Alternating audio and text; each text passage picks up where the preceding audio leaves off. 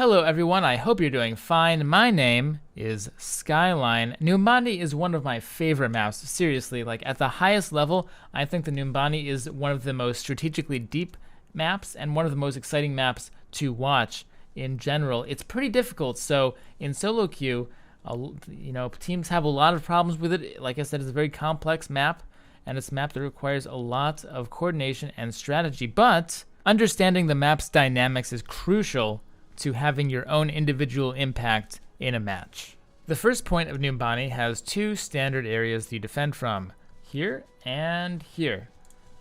Both of them are, I would say, maybe similar in strength, but they both have very different styles, and which one you take and which one you prefer depends on your team's composition. So the more popular one is over here. A lot of teams take this just blindly, but really this is more for a close range, tank-centric composition. And when you play up here, area denial heroes like Symmetra and Torbjorn are incredibly strong, even necessary, because the problem here when you're defending, so if you're defending up here, it's so easy for a flanker like a Genji or Tracer to just come in here, just sort of poke the point, just be annoying, step on it, and they can come from here too, and see that forces a reaction.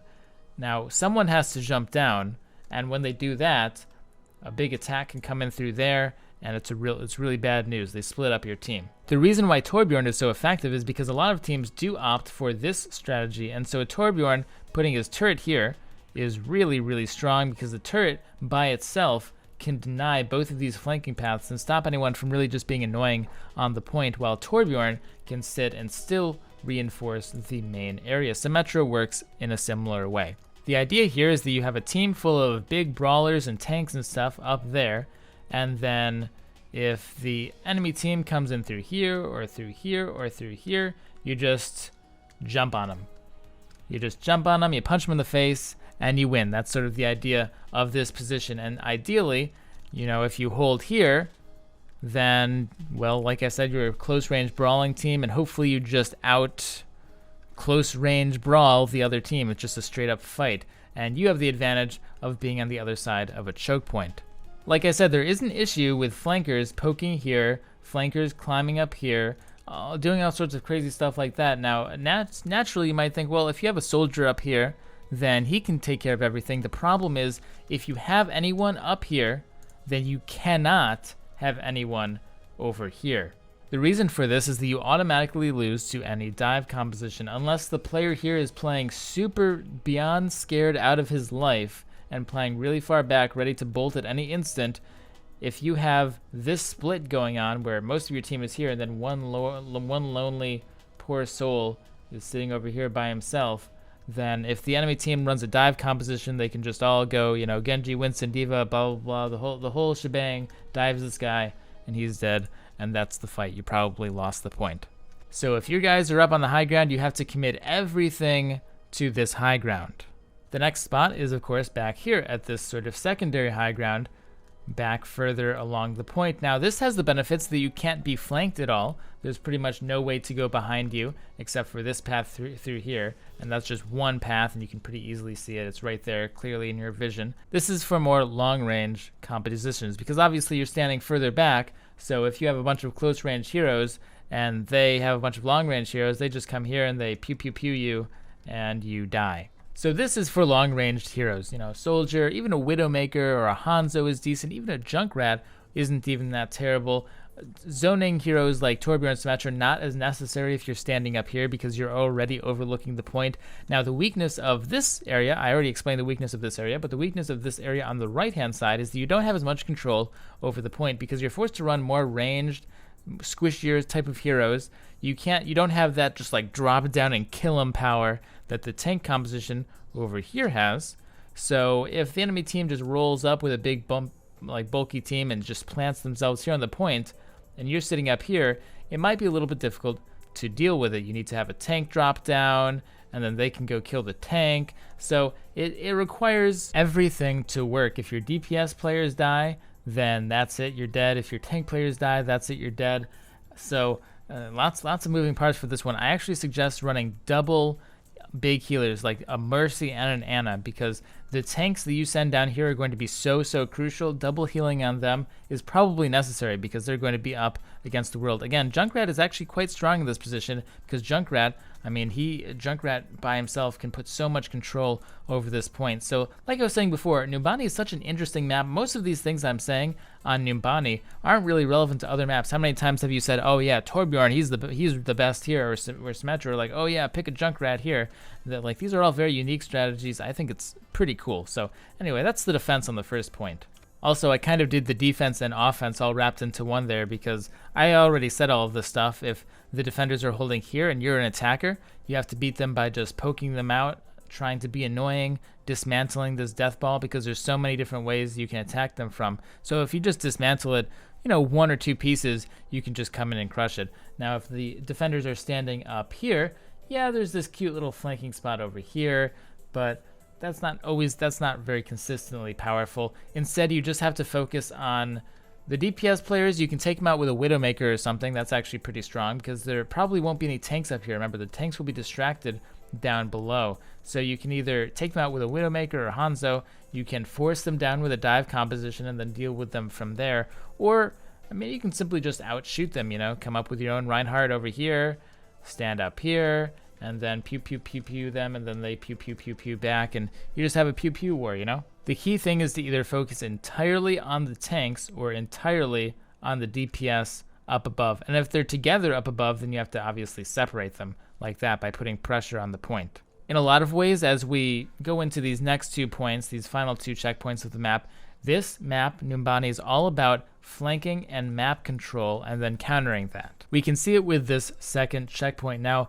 a lot of times teams just sort of let it push. They let the cart push on defense. They kind of back off and back off and back off. And they usually fight around here. Now, the thing with this second checkpoint that makes it so interesting is there's no real optimal place for the defenders to fight. If they're up here, it's a little bit close to the spawn, First of all, the defender spawn is super mega far away just to begin with. And if they're back here, suddenly you get some problems where the attackers can get this high ground. The attackers can come around the side. And so, like I said, there really is no optimal place to defend. You need to really fight for that real estate. Now, if you let the cart get this far back as a defender, you are in super, ultra problem land, because now the defenders have free access to this back route where they can hit you from the back. That's pretty bad. They also have free access to this stairwell, back there, where they can come up and they can put any number of ranged baddies up there. Plus, they can, of course, come from the front. They have this door. Why not? Also, they have this back area. Why back here? Why not? So, remember when I was in Hanamura and I was like, oh my gosh, so many arrows. Yeah, we have another situation like this here, where if you're on your last legs defending in this location, really it's up to the defenders to lose the fight. They just have to execute properly, and there's not much you can do to win. Instead, you need to fight for it. I know that it doesn't feel that great to fight up here. It's still not that optimal because their spawn is just ahead of you. If I just turn the corner around like that, there's their spawn right there. But you have to fight for the real estate, because if you're fighting up here, now suddenly they no longer have access to that flank. You can see it. They no longer have access to this flank over here. You can see it.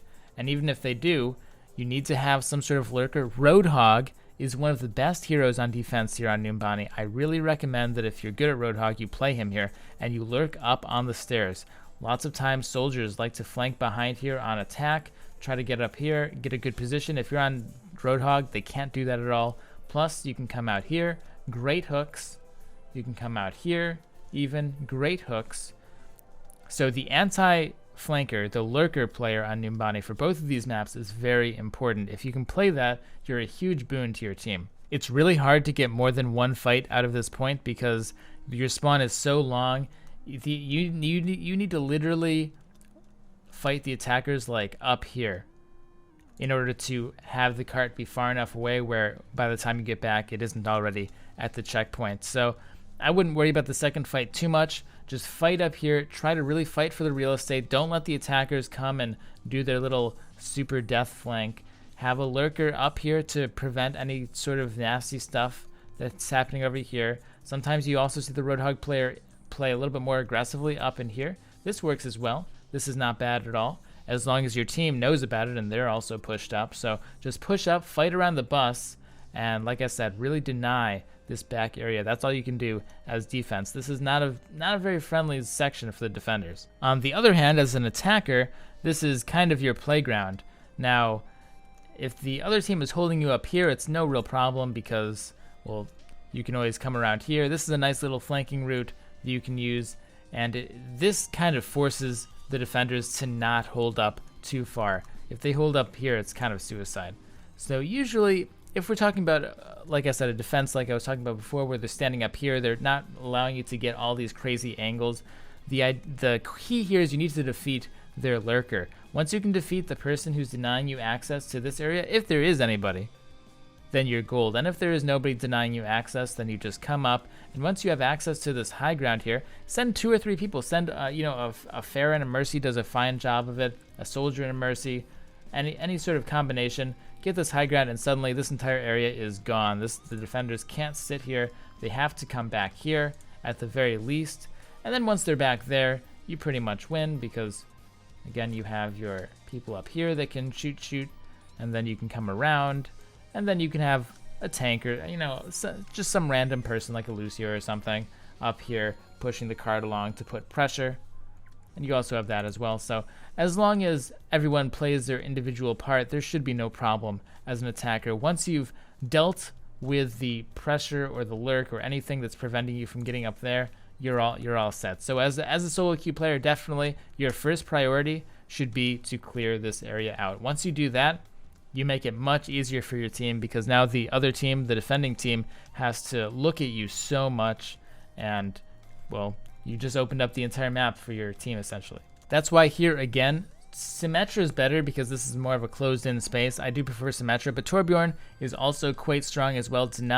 Really great area denial. Denying this area to the attackers, or potentially if you have a Torbjorn, putting your turret here denies both this back flank and this upward flank, is just so crucial. So if you are good at either of these heroes, holding up in this spot with Torbjorn or Symmetra, preventing anyone from getting up here is just such a big advantage. Plus, of course, Symmetra, you can put your building, and Torbjorn, you can throw down armor. So, I mean, you're doing a great job supporting your team as well. Coming into this last section of the map, this is probably the easiest area for the defenders, but for it to be easy, they need to sit super, super far back, because look at this spot.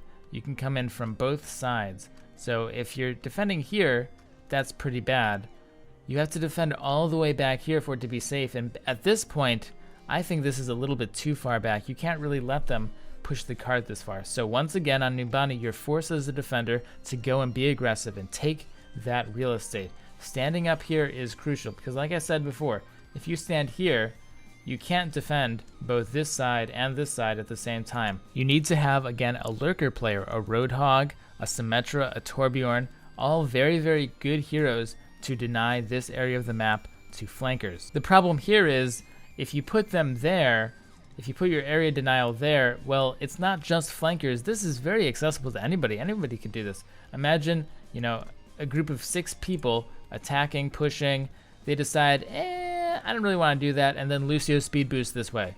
It literally takes like 2 seconds, and they're on you from the other side. So this is not just a simple flanking route that a lurker can deal with. This is the other team has access to at any time hit you from different sides, and it's doubtful that in solo queue your team can be coordinated enough to really deal with that. It's very easy to be like, okay guys, let's go right or let's go left, but it's very hard on defense to be like, okay, let's completely reverse our position because they're behind us. It almost never happens. Instead, again, your best bet is to hold here. On Numbani, I'm sure that most of the successful defenses you've seen have been held up here. This is because you've denied the attacking team any sort of good flanking route that they can use. Now, the key to holding this position is here. If the attackers can get up onto this balcony, this is no longer accessible to the defenders. They just can't. If there's a soldier up here, you cannot defend in this area, or a McCree or anything like that. So it's very crucial that the lurker stands up here. You have people up here available. This is, again, Symmetra, Torbjorn, Roadhog, perfect. How many times on defense have you seen those heroes totally shut down an offense by just standing up here, preventing anybody, any sort of flankers or anything from getting up here? And so if you're in solo queue and you're on Numbani on defense, if your team is holding up there and you are playing the lurker role up here, trying to counter flank, prevent flankers from getting through, this is one of the most important positions on the team. And then once again, it's pretty much flip-flopped for the attacking side. A lot of areas in Numbani are like, just have one pivotal location. It's not like a lot of other maps where it's like, oh, well, you can go here or you can go here. In Numbani, there's lots of areas where it's like, this is the important place. You need to take literally this place. So if you're on attack and the defenders are holding up, you will have an incredibly difficult time just breaking through by pushing like this. I'm sure that many of you have seen this in solo queue. However, if you or with a partner or someone else on your team comes and manages to take this area, suddenly you just basically take the fight instantly. There's no way they can take care of it. So in solo queue, either do it alone or grab a partner, be like, hey, you know, follow someone, especially be like, oh, you know, the soldier's going up there, I'm going to go and help him. If you can solidify this area, suddenly this point is blown wide open. Your team is going to push all the way up into here, and then you can use any sort of flanker, anything like that, come and help your flanker to come over here. Tell your team to just rotate, be like, go left, guys, and then they all go left, and they catch all the supports by surprise in the back, and there you go. You have the point at Numbani. I tried to cut out a lot of the fluff that I think was in the older map videos and shorten them, so let me know if you think that I cut out too many details or if you want more or anything like that. So thank you so much, and of course, as always, leave any questions, comments, and all that stuff down below about the video. Never forget to stay positive and have a great day. Peace out, guys.